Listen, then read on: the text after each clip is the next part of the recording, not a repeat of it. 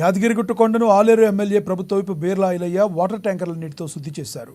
కొండపైకి మాజీ మంత్రి హరీష్ రావు ఎమ్మెల్యేలు వచ్చి పాప పరిహార సంకల్పం చేయడంతో వారు చేసిన పూజల వల్ల ఆలయం అపవిత్రమైందంటూ ప్రభుత్వ విప్ బీర్లా ఐలయ్య శుద్ధి చేశారు.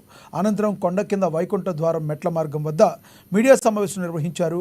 ఎలక్షన్లో మాట ఇచ్చిన ప్రకారం 2 లక్షల రూపాయల రుణమాఫీ చేశామన్నారు.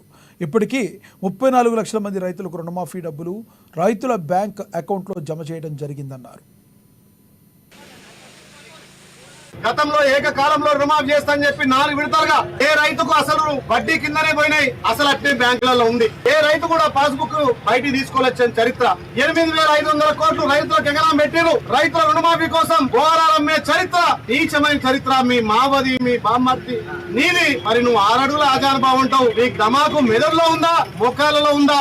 ఏమనంటే రాజకీయాలు, ఏమనంటే సెంటిమెంట్లు, ఏమనంటే దేవుని నమ్ముకొని రాజీనామా ఎక్కడ చేయాల్సి తెలంగాణ ప్రజలు గల్లబట్టాడతారని చెప్పి ఈ డ్రామాలకు తెరలేపిన హరీష్ రావుకు ఖచ్చితంగా రేపు స్థానిక సంస్థల్లో ఖచ్చితంగా బుద్ధి చెప్తారు. ఏ ముఖం పెట్టుకొని గుట్టకొచ్చి మీరు గుట్టను గత 10 ఏళ్లుగా ఏలినటువంటి వాళ్ళు గుట్ట కింద స్వామివారి నమ్ముకొని మా తాత తండ్రులు మేమందరూ కూడా స్వామివారి కాళ్ళ దగ్గర వచ్చే భక్తులకు సేవ చేసుకొని మేము బతుంటే మా పొట్టలు కొట్టినటువంటి మీ ప్రభుత్వం గుట్ట అభివృద్ధి పేరు మీద 1000 కోట్లు దండుకొని ఇలా కవితకి ఎక్కడుంది?